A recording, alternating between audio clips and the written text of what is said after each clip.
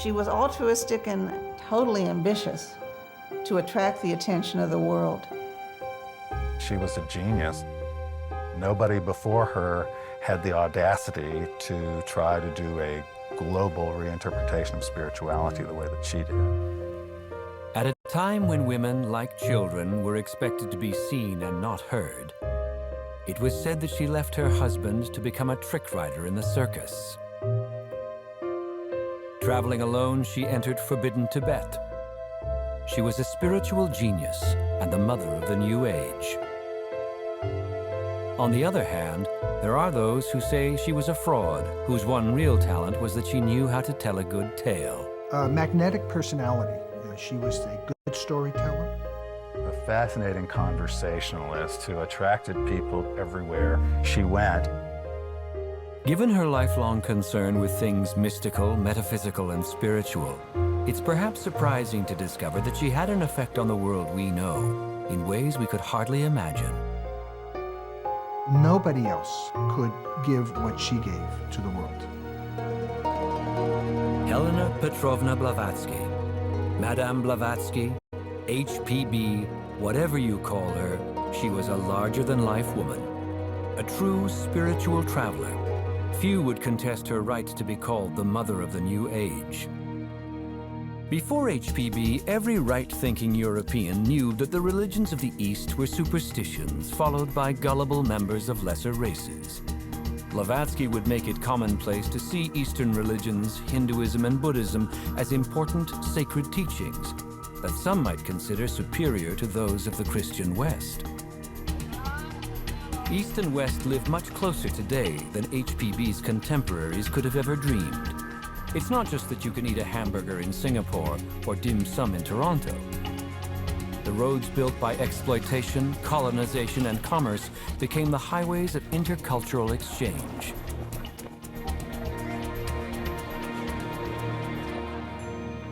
Let's take a moment. First, to thank yourself for practicing yoga today. Few in the Toronto of the 19th century would have ever heard of yoga, let alone practiced it. For taking this time to connect with yourself and the world around you. Today, in almost any city on the planet, you can choose between dozens of flavors of this ancient physical and mystical practice of India. Whether you prefer it stripped of religious implications or in a more traditional form, you can buy your specialized yoga clothes, slippers, pillow, or mat, and none of your friends will even blink an eye. It's not just yoga that has become part of Western life. It's everything from crystals to religious icons to books on esoteric secrets of the East and West. Not that long ago, these concepts would have seemed very odd to us indeed. The most important thing about Blavatsky is her role in trying to synthesize a global spirituality that explains all religions. That's something that is almost standard now among New Age gurus of various sorts, but she was the first person who took on the task of trying to explain the entire gamut of human spirituality and to embody what she had learned in the course of studying all these religious traditions in a spiritual path that somehow transcended and incorporated all of them. There is a road, steep and thorny, beset with perils of every kind, but yet a road, and it leads to the heart of the universe. I can tell you how to find those who will show you the secret gateway that leads inward only. For those who win onwards, there is reward past all telling, the power to bless and save humanity. For those who fail, there are other lives in which success may come.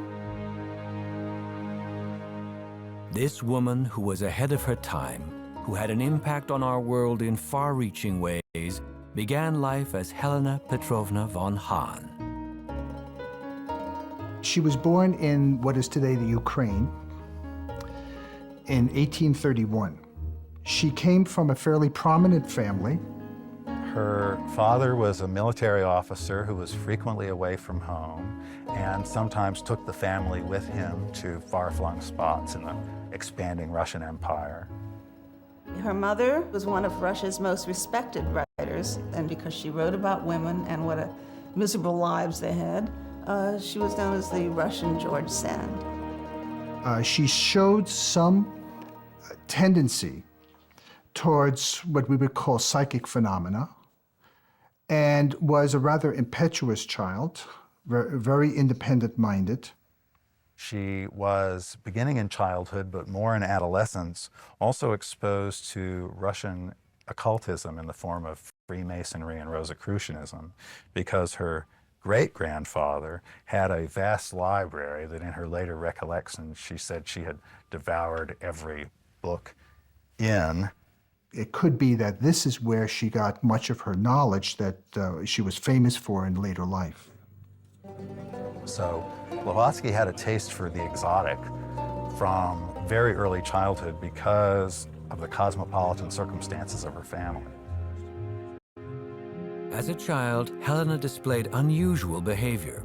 She had disturbing visions, spoke to invisible playmates, and told stories of exotic adventures where she was the heroine. These stories were so vivid that her sister was sure she must have really had these experiences, perhaps in a previous incarnation. Her family was often concerned about her future. About age 17, so the story goes, she was taunted by an English governess that nobody would be interested in her because she was temperamental, she was difficult to get along with, she was extremely willful. And she said, well, even old Blavatsky over here, the plumeless raven, would never be interested. He was a man, so far as we understand, was about 39 years old at the time, so he was over twice her age. Anyway, she took the dare, or however it was, and the proposal came, and they were married, but she was not interested in being anybody's wife. And it only lasted a couple of months, and off she went. Beginning 20 years, really, of world travel. The question of who, what, where is God, and what was the immortal spirit of man? This was a question that had always troubled her. So whether it was a romantic infatuation or a spiritual one, she had begun to conceive of herself as wanting to travel in pursuit of spiritual mysteries and truth. She would have been one of the very, very few women who traveled alone. Her behavior was totally outside the norm, outside boundaries for a woman in that century, unless the person happened to be a queen or someone who was in an inherited position of authority. There's not much said about what she was doing, except that she apparently went to those locations where the esoteric or occult knowledge was prominent. She traveled to India, the Far East. She traveled to America, North and South, investigating mystic traditions the world around.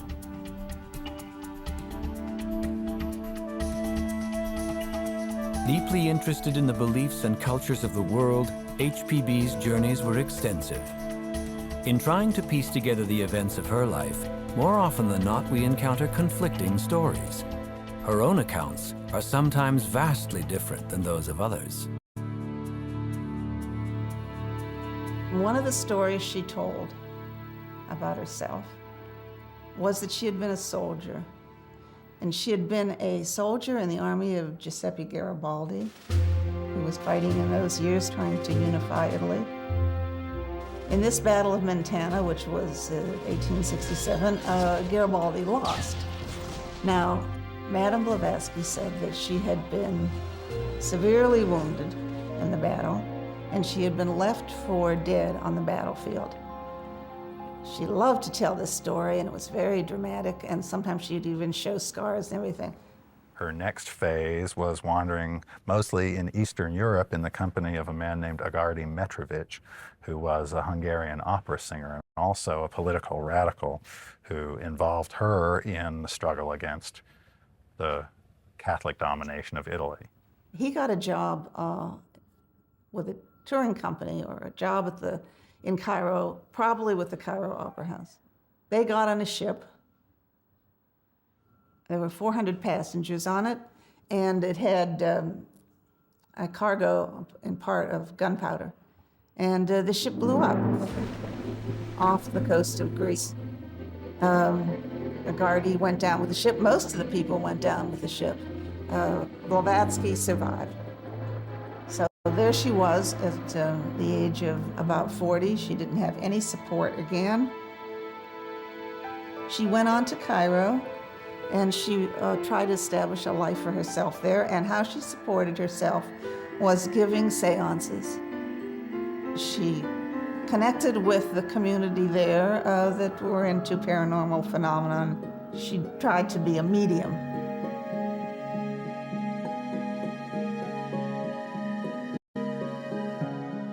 Although very interested in spiritualism, H.P.B's understanding of the phenomena was somewhat different than her fellow mediums.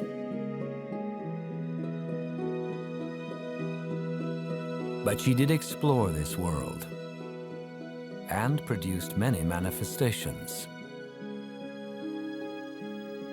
She could slow time down. Some other examples where she could make things appear or disappear. Yes, so all of these were demonstrated by her. Whether these were tricks or not, many would probably say they were.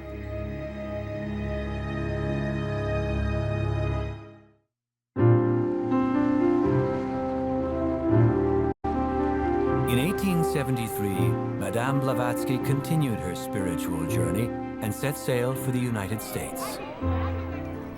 She joined the hundreds of thousands of people at that time in the 1870s who were going to America. America was the place to go. At that time, spiritualism was a very exciting subject to Americans. People were open to the ideas of the paranormal. People with psychic ability who were touring on the vaudeville circuit. People lined up to see their performances, to attend their seances. And I think she probably thought, this would be someplace where they might find me interesting. And they did. Upon her arrival in New York, Blavatsky was virtually penniless. She had occasional income from the family, but she had to work. She worked making artificial flowers in a factory. She was looking for a way that she could continue to survive. When she read in the paper stories written by a man named Henry Olcott. Henry Steele Olcott was a respected member of New York society. He had worked for the New York Tribune, was a special investigator on corruption during the Civil War, and was one of a 3-member panel appointed to investigate the assassination of President Lincoln. He was also a lawyer with a prosperous business in New York City. With a lingering interest in spiritualism from his youth, Olcott decided to investigate some intriguing spirit manifestations that were occurring at a farmhouse in Vermont. Convinced of the validity of the spirits, he wrote an account of his observations for the New York papers. He then headed back to the farmhouse to investigate the phenomena further. It was a farm run by 2 brothers named Eddie, the Eddy brothers, who were mediums, and they were giving these seances. People from New York or wherever would come up. They could stay there. They had room and board, and in the evening they could attend the performances. Their home became a gathering place for spiritualists to witness physical phenomena. So entities would appear and walk around the room and be touched by the persons in attendance. The heyday of spiritualism involved physical manifestations, and the Eddy brothers were famous for providing a plethora of unusual and fascinating appearances. Madame Blavatsky was intrigued both by a desire to continue her investigation into spiritualist phenomena and perhaps to meet the author of these interesting articles. She was driven by the desire for fame constantly, even when it was not in her interest to thrust herself into the headlines. So she was at this Eddy Brothers farm. According to Alcott, H.P.B. certainly stood out in a crowd. My eye was first attracted by a scarlet Garibaldian shirt she wore, as in vivid contrast with the dull colors around. Her hair was a thick blonde mop, worn shorter than the shoulders, and it stood out from her head, silken soft and crinkled to the roots. I whispered to my companion, "Good gracious, look at that specimen, will you?" Alcott recalled that Madame Blavatsky went outside and rolled herself a cigarette. He walked over to her and said, "Permettez-moi, madame," and offered her a light. Later he said that their acquaintance began in smoke, but it stirred up a great and permanent fire. He thought she was fascinating. She told him all stories about being wounded with Garibaldi, and she had on kind of beatnik clothes. She wasn't unattractive. She was not as obese as she became later in life, but she was a nice-looking middle-aged woman who was dressed peculiarly. He thought she was the most fascinating person he had ever met. Not only was Alcott's first meeting with Blavatsky memorable, but the manifestations they experienced together at the Eddy farm convinced him of how extraordinary she was. According to H.P.B., the spirits they encountered during their seances were numerous, and many were familiar to her. There was a Georgian boy, dressed in the historical Caucasian attire. I recognized and questioned him in Georgian upon circumstances known only to myself. I was understood and answered. A little old man appears. He is dressed as Persian merchants generally are. His dress is perfect as a national costume. He speaks his name in a loud whisper. It is an old man whom I and my family have known for 20 years at Tiflis. He says, half in Georgian and half in Persian, that he has got a big secret to tell me, and comes at 3 different times, vainly seeking to finish his sentence. A man of gigantic stature emerges forth, dressed in the picturesque attire of the warriors of Kurdistan. He does not speak, but bows in the Oriental fashion, and lifts up his spear, ornamented with bright-colored feathers, shaking it in token of welcome. An old woman appears with a Russian headgear. She comes out and addresses me in Russian, calling me by an endearing term that she used in my childhood. I recognize an old servant of my family, a nurse of my sister.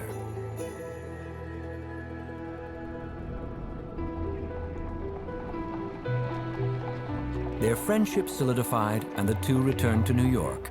Shortly after their arrival, they moved in together, not as a couple, but more as kindred spirits. That was very unusual. There was no sexual contact with them as far as is known. They were like comrades or brother and sister or professional colleagues. In fact, they liked each other enormously. They got on, and there was a great affection there. She only became a spiritual teacher after she made the crucial connection with Henry Steele Alcott, who at the time was a prominent spiritualist, and who became her entree to the world of New York spiritualism. She begins to write letters to the editor, either defending spiritualists or attacking their critics, making a name for herself in the spiritualist press, where Alcott is already fairly well known. I am here in this country sent by my lodge on behalf of truth and modern spiritualism, and it is my most sacred duty to unveil what it is and expose what it is not. Perhaps did I arrive here 100 years too soon? Maybe. And I'm afraid it is so, for people seem to care every day less for truth and every hour more for gold. My feeble protest in endeavors will be of no avail. Nevertheless, I am ever ready for the grand battle and perfectly prepared to bear any consequences that may fall to my lot. There was a place that they stayed called the Lamasery, in which Blavatsky had an apartment loaded with some of her collections from India and elsewhere. And she would hold soirees. and tell stories. And she very quickly became very well known amongst the elite and the intellectuals. Blavatsky starts to become a book author in her own right, slowly beginning to work on what became Isis Unveiled. This was H.P.B.'s first major work and offers her insights on both Eastern and Western religion and philosophy. Alcott was her collaborator in the writing process, which involved many strange phenomena which convinced him that she was being assisted by invisible helpers, not only in the spirit world, but living men elsewhere who were communicating telepathically or occupying her body and writing through her. Blavatsky explained that these invisible helpers were adepts or masters who are part of a brotherhood of enlightened spiritual beings. Alcott talks about hands appearing mysteriously in writing during the night while she's asleep. The composition process of Isis Unveiled is only the first instance where the authorship of items that appear under her name is somewhat confused, because both she and Alcott say that there were many others helping behind the scenes. She started writing and she said, well, I get it from my masters. They're dictating to me, or I see it in the astral light, the inner worlds. And I remember when I first read that, I said, oh yeah, right. And I found myself very soon running back for a glossary, because the terminology was a huge barrier. I didn't know what all this Eastern philosophical terminology meant.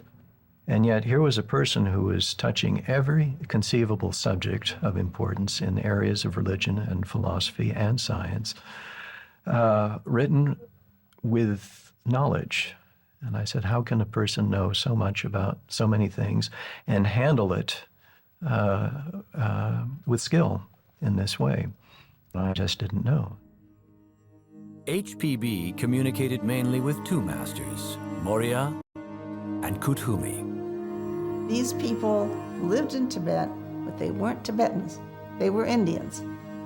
And the Brotherhood had picked her to disseminate their ideas as much as they want to reveal to the world through the madam. They feel they can do more for the world by not being visible personalities. And there has been a lot of interesting developments of that idea, where one hears about ascended masters and so forth. They themselves say, no, we're fully physical. We are what we are by virtue of our training. We have spent our lifetime pursuing spiritual and philosophical and scientific questions. And we feel that we have some answers that we can provide that help humanity to understand what they are, where they came from, the answers to the questions of ultimate concern. These masters are more spiritually evolved. That means that they can live longer, hundreds of years. They have much more knowledge. They are almost, if you can use an analogy, almost resembling, we might say, the hidden hand theory, which means that behind this world, there is a small cadre of individuals who are controlling things. And so these masters are in separate brotherhoods in India, in Egypt, and elsewhere, who are helping to perhaps control the progress of the planet and spreading the wisdom.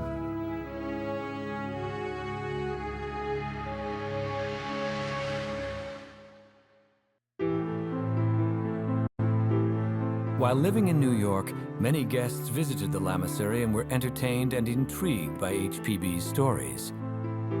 They were also touched by something profoundly important in her words.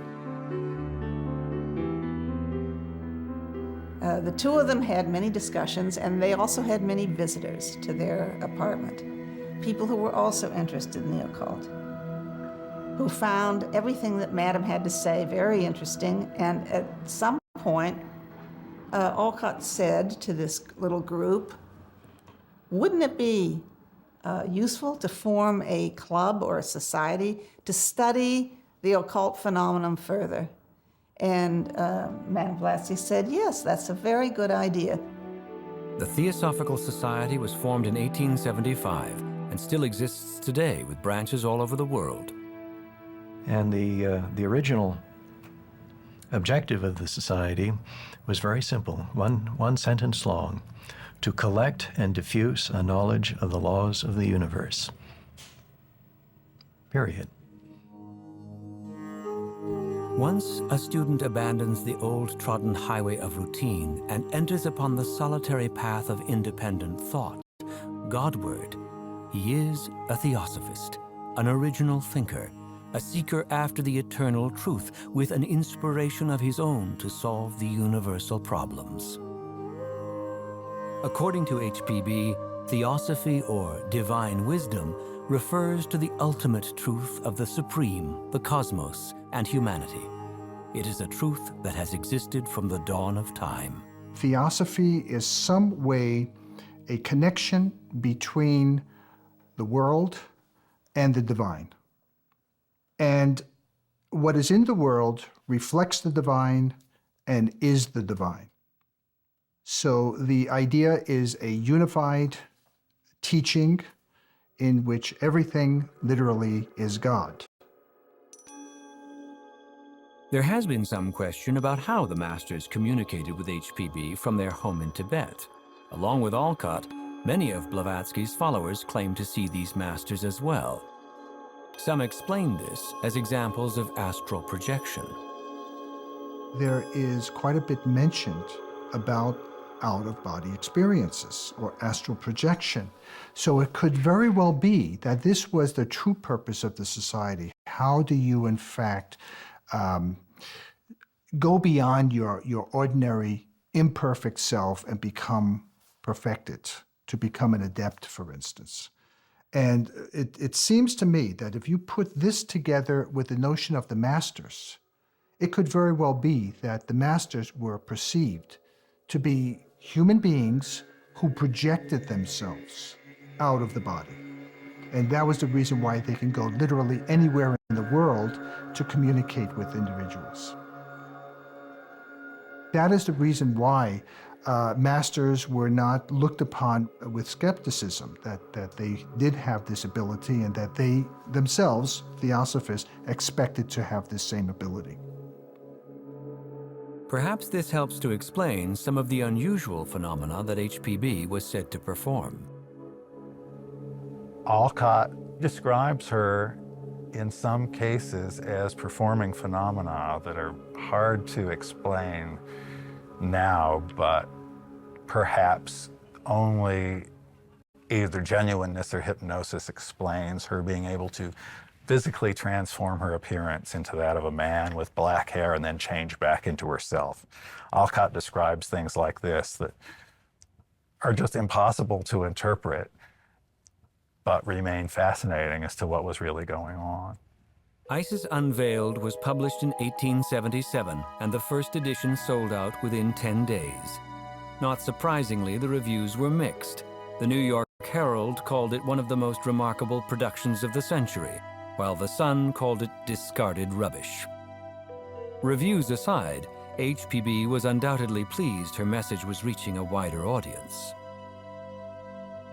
Eventually, the decision was made to spread the message of Theosophy further. They remained in New York until 1878, when the decision was made, probably on Alcott's advice, that they, Blavatsky and he, go to India, which he considered to be the land of the sacred wisdom, where more of the sacred wisdom could be found than any other place in the world. And that was the reason why they went. They were received with open arms by the native populace, the Indians, because they were perceived to be two individuals who came to investigate their religion, not to try to convert them to Christianity, as was the usual. The British had ruled India since 1858. Even before then, European commercial interests had been in control. There was no lack of Indians who saw themselves through European eyes as backward heathens. The natives felt that their cultures were under assault by the West, and particularly the missionaries, and they saw Blavatsky and Alcott as very welcome allies in the struggle to revive their own cultural traditions and shake off the domination of Christianity. This was the beginning of Alcott's work to try to revive Buddhism in South and Southeast Asia. And for a large degree, Alcott was successful. Blavatsky also supposedly gave Indians a better understanding and more respect for their own culture. And it's possible to connect some dots between her admiration for the Indians and her respect for them, and Indian nationalism through the first half of the 20th century and the ultimate independence of India. They were the first Westerners to become Buddhists in a formal, official ceremony. There were certainly Westerners who became admirers of Buddhism before that, but never this kind of formal affiliation. Once they became established, eventually they headed over to Madras and they bought some property called Huddlestone Gardens. And that became the future headquarters of the Theosophical Society. It was around this time that they met A.P. Sinnett, who was to become a very important figure later on in the society. Sinnett was the editor of the Pioneer, and he publicized the coming of the two Theosophists. And he had, after meeting Blavatsky, some questions about Theosophy, what the teaching was all about, and apparently was contacted by a master through a letter.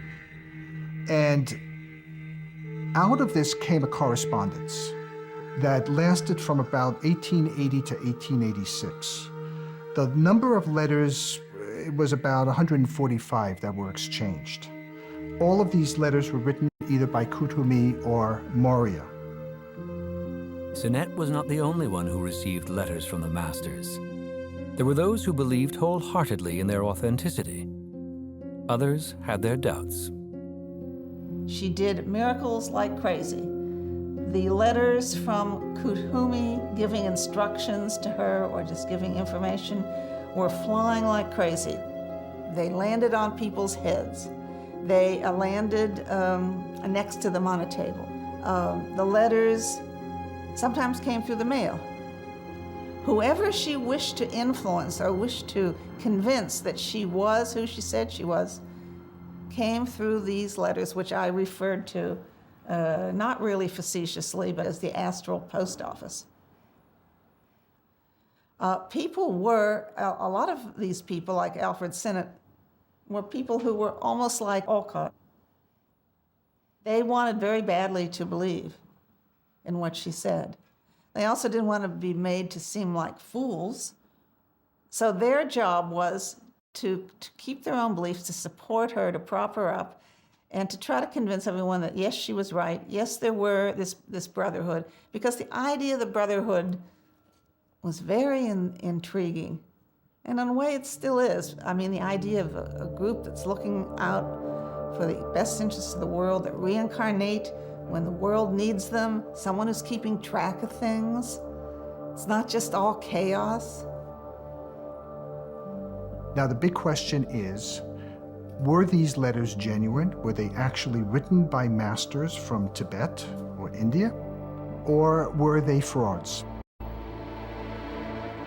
The allegations of fraud that are best known and best founded in my conclusion are those associated with something called the shrine room that was in the Adyar headquarters. And there was a room, the wall of which was a wooden cabinet where letters from the masters would appear. Miraculously, in that, a person would speak some concern or question, and then a letter answering that would appear within minutes, and they would open the door, and there the letter would be. It did not take long for suspicions to arise, and when two household employees, Alexis and Emma Coulomb, confessed to a Christian magazine that they had assisted Blavatsky in fraudulent phenomena, stuffing these letters through a hole in the wall behind the shrine. This caused an uproar where the whole business of receiving letters from the masters became the center of the accusations against Blavatsky of fraud.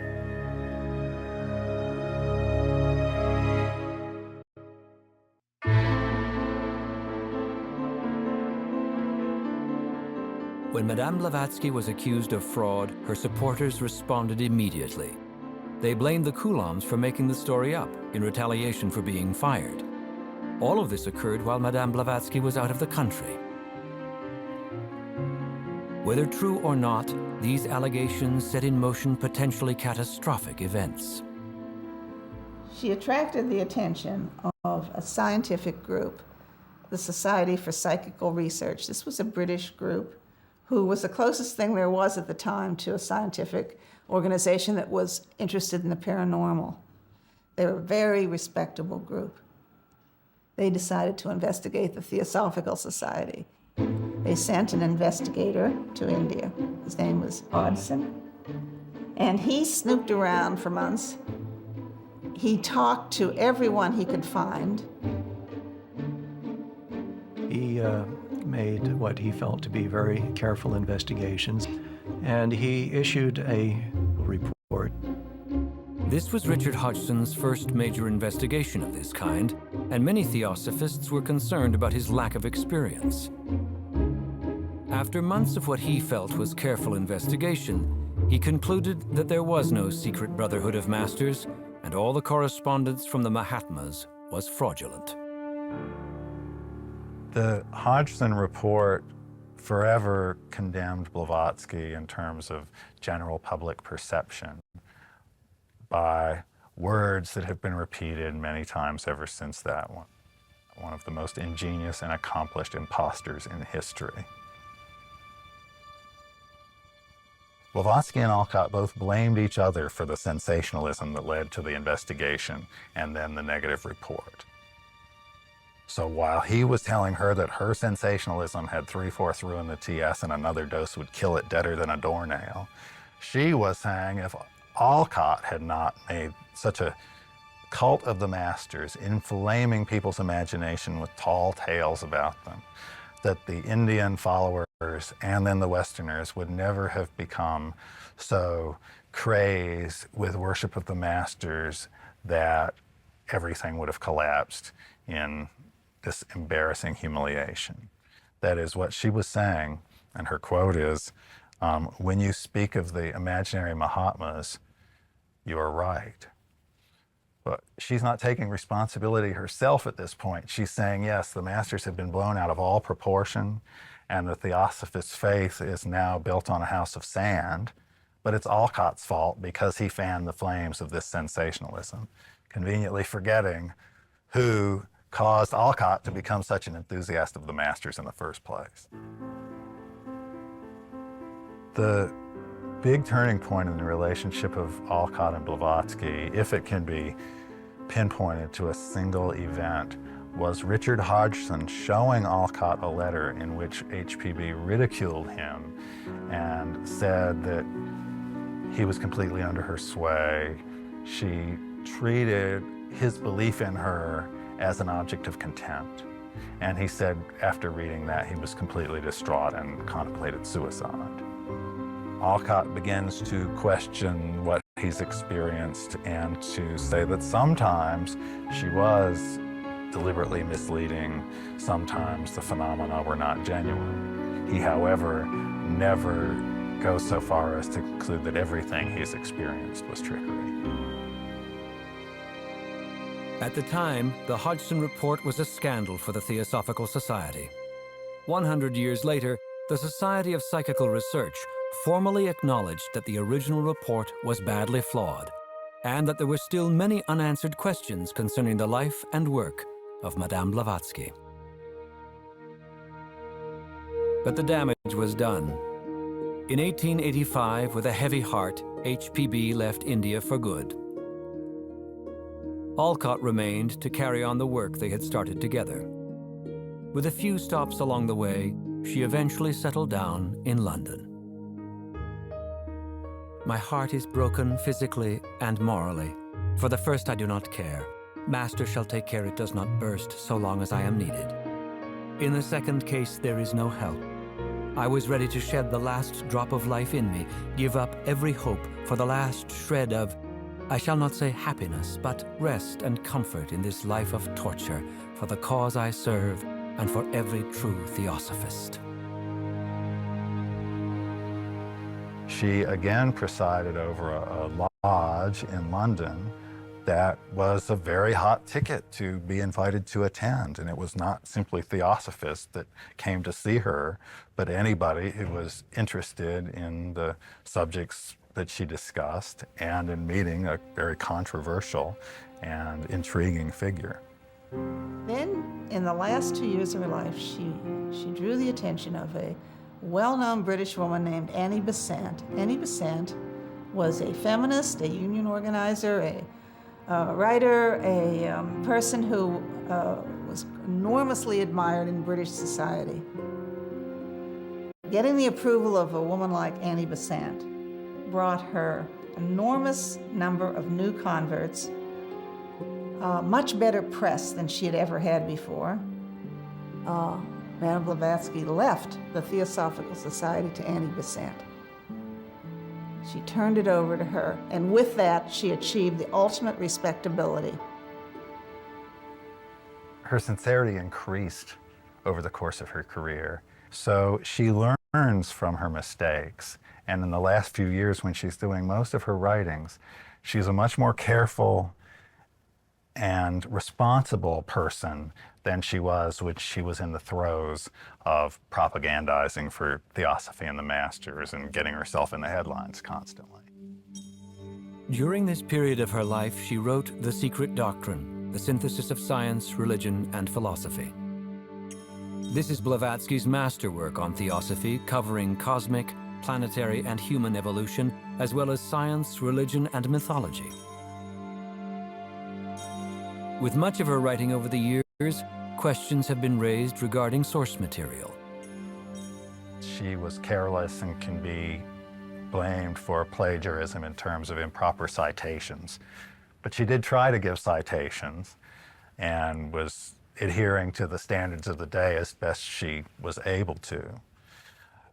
She never deliberately misrepresents the content of any spiritual teaching, as best I can tell. And obviously that means that she wants to be taken seriously as somebody participating in the intellectual debates of her time. I think if her work had not been completed, she would have continued on for a while longer. It was influenza.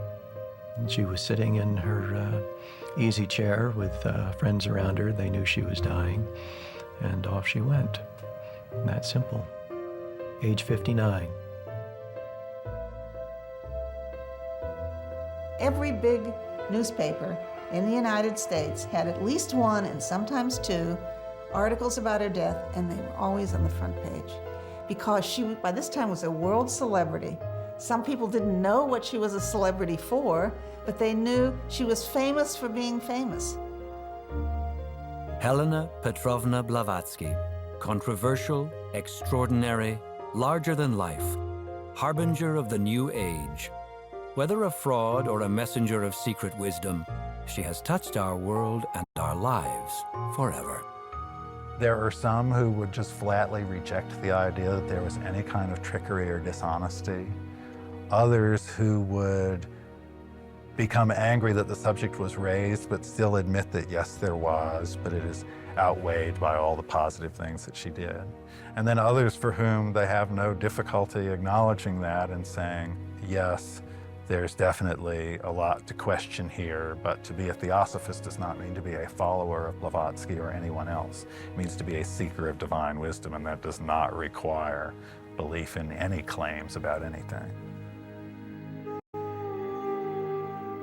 Probably the thing that she is most well known for, and the thing that she should be known for, is a respect for Eastern culture and Eastern religion, for Hinduism, Buddhism, and bringing those ideas to the West.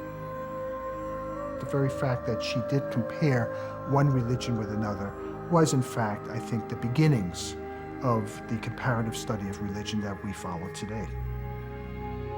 I feel inspired by her vision of a global spirituality. All of the Westerners who have gone east in pursuit of a sacred journey or mission are in some sense indebted to her because she's the first person who created that model of the spiritual traveler. A mystic force is rising. It is but the first rustling, but it is a superhuman rustling. It is supernatural only for the superstitious and ignorant. The spirit of truth is passing now over the face of dark waters, and in parting them, is compelling them to reveal their spiritual treasures. And this spirit is a force that cannot be hindered and can never, never be stopped.